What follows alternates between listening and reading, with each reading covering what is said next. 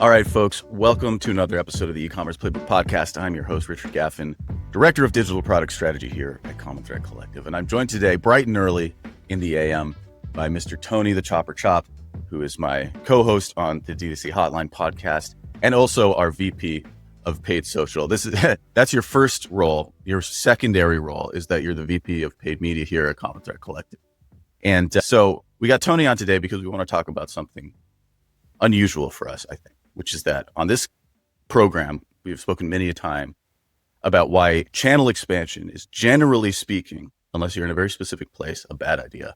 You need to be mastering Meta and you need to master Google before you move into other platforms, before you start saying, hey, let's test out Snap, let's test out Pinterest, whatever, without actually nailing down Meta. Now, we're not necessarily contradicting that, but Tony has some thoughts on specific ways that channel expansion makes sense. So with his McCafe in hand, Tony's ready to go. Tony, how you doing, man? I'm pretty good, Richard. I've been here for several hours, so this isn't even early. This is like midday for me. Several hours, my God. Yeah. For everybody's context, it's 8 a.m. So that just gives you a sense of how Tony works here. But. Yeah. So it's interesting. So a couple things. So you said VP of paid social.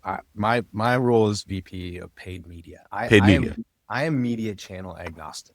Okay. Yeah. The way that I think about myself, and the way that we think about ourselves on the media team at CTC is we are investors. We are media investors.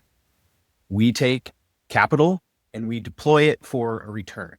And we are very much agnostic about where that happens. Now, to your point about channel expansion and when it's good or bad, I think I might reframe that a little bit. Instead of good or bad, more a matter of timing and sequencing. This episode of the e-commerce playbook is brought to you by Sorall. If you're a D2C founder, you probably know this feeling. Every month, your meta costs go up a little more, your ROAS slowly gets worse, and you keep thinking there has to be a better way to grow. Now, the problem isn't that your ads don't work, it's that you're completely dependent on them. When that's your only growth channel, you're basically paying rent to one platform forever. Now, smart brands are diversifying by building something they actually own. This is relationships with influencers who genuinely love their products and create content consistently. It's not the spray and pray approach most brands do. We're talking about systematic, owned influencer communities that move the needle. Over 250 brands like SoloWave, Grunz, and Obvi are doing this with Sorall.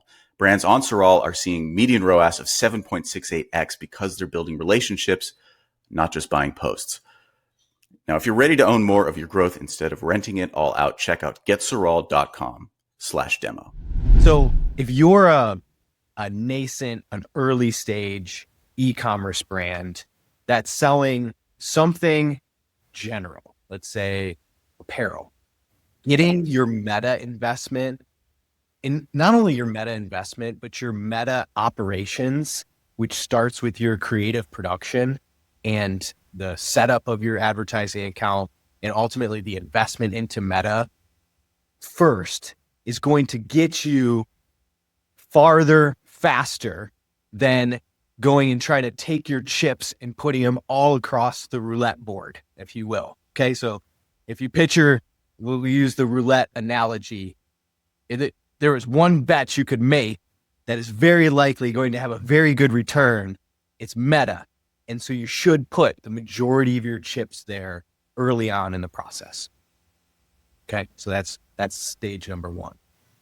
The second stage, Google, for the most part, for most brands, is going to represent a meaningful portion of useful investment, not just on brand search, but on non-brand search and shopping. Okay. So once you've established those two things, and by establish, I mean that really that you have your whole operation dialed in, starting with your creative production, and you feel like you've got that question answered to where you have enough creative coming into the system that you were able to generate a meaningful portion of your media investment into Meta and Google, and you feel, I'll use the word stability, which can be hard to come by in the media landscape, but you feel, okay, cool. We've got things dialed in on Meta and Google.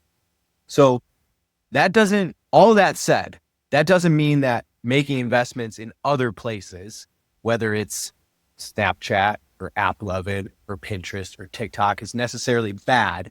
It's more a question of sequencing. All right. So we've established that you got Meta dialed in, you got Google dialed in. And by dialed in, I really mean not just the account, but what happens before the account. There's another assumption that I'm making about your brand, or that we deploy here at CTC, and that is you are using some form of incrementality measure. So using the geo holdout incrementality measurement is a predicate in order to be able to expand your reach into additional channels outside of Meta and Google. Really, really important part. So Meta, Google dialed in, you've got incrementality measurement in place. And this is going to be full circle, because part of what's allowed CTC to get to this point with our clients where we're able to say, we are your media investment partners, we will help you expand your investment into additional places, is Creator Content Machine, CCM. Okay. So this hooks back to what I said originally, which is getting your Meta function dialed in is actually an output of having the creative system. Well, creator content or 9x16 UGC content is the exact same thing that we need to go outside of Meta and Google and into AppLovin, Snapchat, Pinterest, TikTok, YouTube Shorts. It is the root principle fuel that is necessary. Okay, so these were a lot of words that got me from channel expansion, good or bad, to give it a little bit more nuance into channel expansion is a function of having the necessary fuel, having the correct measurement in order to do so, and having your core channels as in a place where you feel like we're pretty dialed in. Yeah. So to summarize it even more, it's just like there's a set of circumstances under which channel expansion makes perfect sense. And we're talking about the situation that I think we find ourselves in terms of the system that we've built. We're now in a place where channel expansion and exploring that for our clients starts to make a lot of sense. We have the creator content thing in place. We have incrementality measurements, so we can understand exactly what's happening with these channels rather than just sort of throwing money at them. So the ostensible title of this particular episode, or when we went into it, was Snap plus app, of course, being AppLovin. So the implication, of course, being that those two channels are the ones we're most interested in. Tell us a little bit more about why we're bullish on those. Yeah. So several years ago, probably even 2024, CTC's media investment, call it $400 million over the course of the year, was over 90% Meta and Google. Over the course of the last 12 months or so, as we've begun to execute and operate under this infrastructure of incrementality testing and UGC content and explored channel expansion in different places, we're noticing that we're able to deliver media into some places more than others, meaning it represents the scale opportunity represents a better bet. Okay. And AppLovin is the one that is the really big standout in this space. So actually, let me back up a step. So in the first half of this year, we started going after a program that we called YouTube 10X. And the premise of it is the exact same thing. It's, do we have the content? Do we have the measurement? And is the scale meaningful in the channel? So it's kind of let me say it this way. To do channel expansion, by definition, is going to expand the amount of work. You have another channel that you have to go deploy ads into, do the measurement for, et cetera, et cetera. So in order for that to make sense, then we want to be able to invest a meaningful amount of dollars. Mm-hmm. So YouTube was the first example of us exploring this in the beginning of this year. And our YouTube investment across our portfolio of clients is up 120% year over year. A meaningful dollar amount is being invested.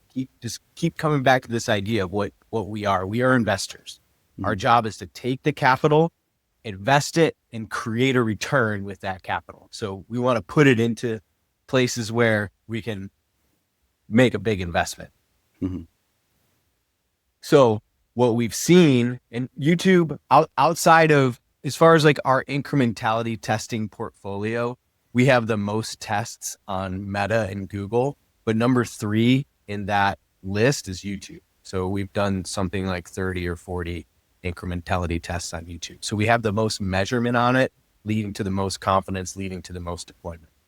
Mm-hmm. So basically, right now, since we have that rock rolling down the hill, so to speak, we are moving on to the next stage, the rinse and repeat. Okay, we see another area for channel expansion where we think there's meaningful volume, and AppLovin is the one that I'm personally the most excited about.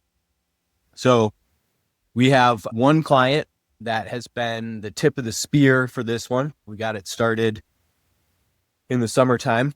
As of last month, the AppLovin investment, which was zero, as of last month, AppLovin represented 30% of the total media investment for this brand in August.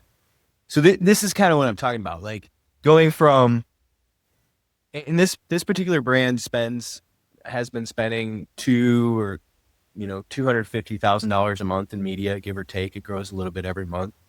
So in August, we spent $70,000 on AppLovin. So now, and it's incremental spend, right? It's not we take from Meta or Google and we put it over into AppLovin. It's incremental. It stacks on top. Right. So our media investment for this particular brand grew faster quarter over quarter in the third quarter versus the second quarter than it ever has before. And it was a result of being able to deploy additional investment into AppLovin. Yeah. So for those who don't know, AppLovin is a totally different inventory source than really anything else that we run on. So it runs on mobile games.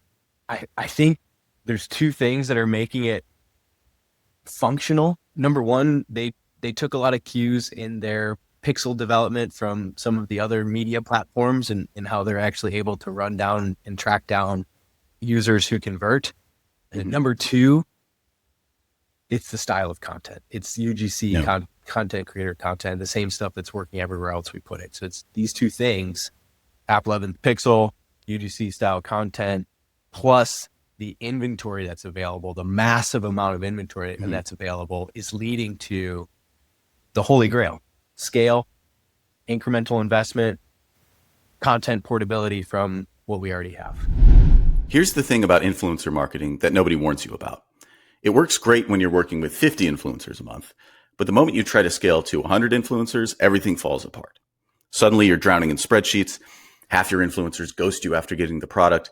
You can't actually track what's working, and your team is spending more time on admin than on strategy. Most brands hit this wall and either give up on influencer marketing or hire 3 more people just to manage the chaos. But there's a better way. The brands that really scale influencer marketing treat it like a system, not a side hustle.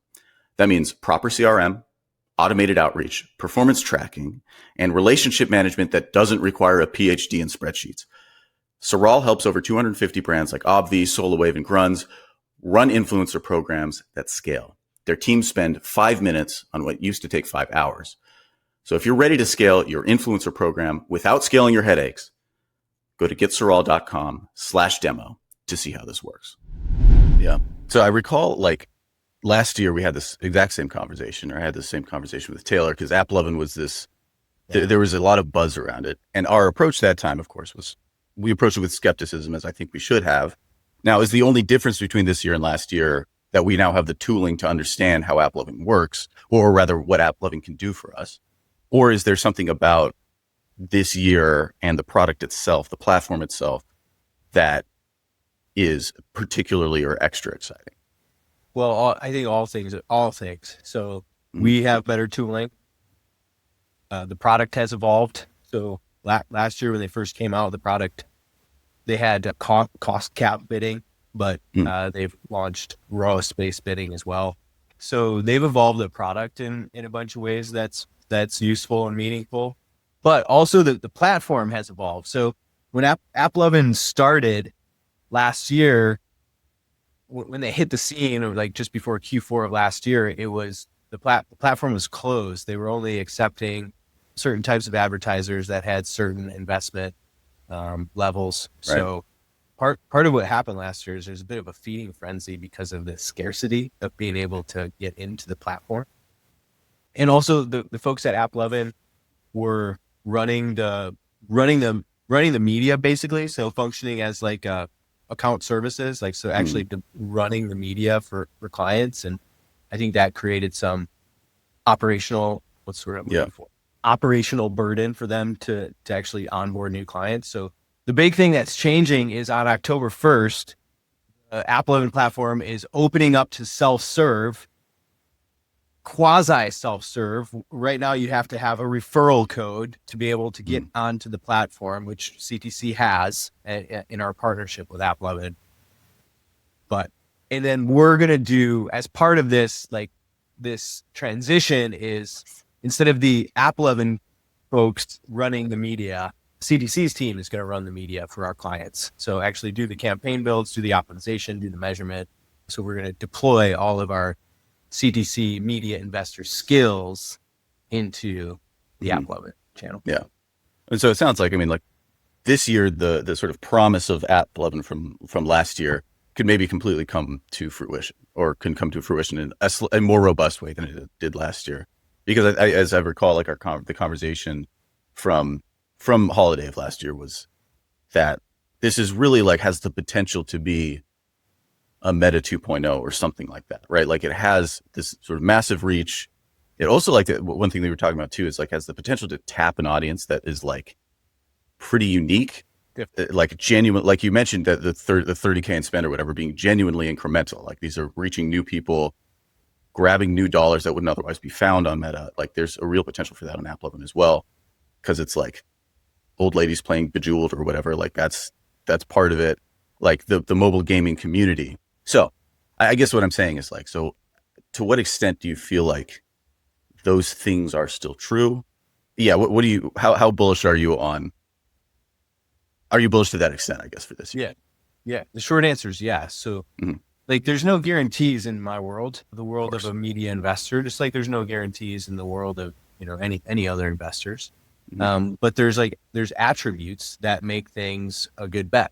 Yeah. And the attributes that we've seen from our early exploration into AppLovin, strong incrementality, in most cases, showing up really strong as in new traffic or new customers, combined with the scale potential is what's making us really bullish. So is it going to work for 100% of brands? Like, no, definitely not. But is it a smart bet? So bring it back to the purpose of this, the sort of overarching principle of this topic of this conversation, right? Channel expansion. So the idea is every single time you go and bifurcate your efforts into different things, you're essentially dividing your energy into different things. So it's got to be worth it, right? So with AppLovin, like, yeah, you're going to go spend some energy. You're actually, CTC is going to go spend some energy on the testing and the account building and the optimization of it. But it's not really a question for me. It's not really a question of what happens if it doesn't work. Well, we're going to have like a small investment that we make in time and energy and resources. The question is, what happens if it does work? Yeah. Yeah, totally. And I think we're, the jury is still out on like how often we see it as an effective investment deployment for our portfolio. Is it for 20% of clients, 40% of clients, 60, 80%? The jury's still out on that. But what I can tell you for sure is that for the brands that it makes sense for, and we're able to get it dialed in, it's going to make it's going to be a place where we're going to invest meaningful amounts of media. Yeah. Yeah. No, it feels like it has the potential to transform a lot of the way we do things in terms of like, all of a sudden now we're producing, I'm just thinking from my perspective, producing content on this new platform and how to optimize and all of these things that we've been thinking about from Meta pretty much exclusively and Google for the last like few years. All of a sudden there's this new player, which I think is like kind of exciting. So I was going to ask what, if any, in this initial few months that we've been kind of piloting this, what sort of best practices have initially emerged? Is there something about buying on AppLovin that feels a little bit different than Meta or anything like that? Yeah. I mean, I wish I would tell you like there's some sort of magical AppLovin recipe, but it's not really the way that CTC thinks about it. So the media channel is the end point. What CTC does is all of the things that lead up to that distribution, right? So we're going to get to financial understanding of how a business makes money and translate that into platform targets. We're going to do that through incrementality testing. And this is like, by the time I get into the media channel, I've done so much of the work to understand what I need to set the target. Mm-hmm. Critical. Then I set the target. The other thing is we're going to feed AppLovin with a bunch of fuel, a bunch of UGC content creator. And these two things are like, it might sound like I'm dodging the question or like tactically like AppLovin this, that, or the other thing, but I'm not. I'm actually very intentionally saying to you, that is not where the value is. Mm-hmm. The value that CTC provides is in getting to the measure, understanding the business, getting the measurements so that we can set the target correctly, and then feeding the system with the fuel that's necessary. So after that, we're going to go and do the same things that we do in every other media account. We're going to keep it as consolidated as possible. We're going to separate when and if we need different targets. So if we have really different AOVs or different margins by a particular type or group of products, then we're going to have separate campaigns. Why? Because we need separate bidding. So not just because like, oh, we wanted some sort of pretty structure in the account. That's not it at all. It's all relates back to the targets that we need. The ad account structure follows all of that. Right. And the other thing too, Richard, this is another thing that's like, if y'all want me to talk about media tactics, I'm not. Boring. So what we are going to do is spend a lot of time making sure that the pixel is wired in correctly, making sure that we have really good data signal for the AppLovin platform to go and find the audience and convert against a target CPA or a target ROAS. Mm-hmm. So really, like the short answer is, it's treating this the same as any other media platform, which is like our approach is that the media buying sort of like structural tactics thing is like, unless other than the kind of basic, like what you're talking about, AOV, so you're controlling margin. Once you have that in place, really it's just then like everything else, like we've been beating this drum over and over again, it's just feeding it the right creative and understanding like whether it's working or not. And once you have those senses, then feeding it a lot of creative. There's one little nuance to the AppLovin thing. They have an end. Right. So they have interesting image at the end of the ad. So and there's some experimentation that we've done over there on like what to use for the end card or to actually drive CPA from the end card. So that's like a little bit of a nuance in the call to action stage of that. So you have to have an end card. And what it is whatever, but it has to end on a static that sits then for I don't know. Interesting. Okay, cool. All right. Well, I mean, I think like, do you have anything else? Any other observations? Anything else to hit? Yeah, I mean, so we'll be back here talking about it again in whatever, maybe sometime towards the end of October. So we have 14 or 15 clients that we're bringing onto the platform here on the October 1st opening date. The purpose for me is all about, right now we're doing the incrementality test setup across all the portfolio of clients because we want we have a couple that we've done for AppLovin. So we really want to have to come out of this first cohort with an improved understanding of the incrementality of the channel, and so we're excited to do that. And we're in conversation with the AppLovin team, hopefully talking about the results of that study and co-publishing the results. So 14, I think we have 14 clients right now in the pilot. We're going to go in and run the tests in October, and then we'll be back.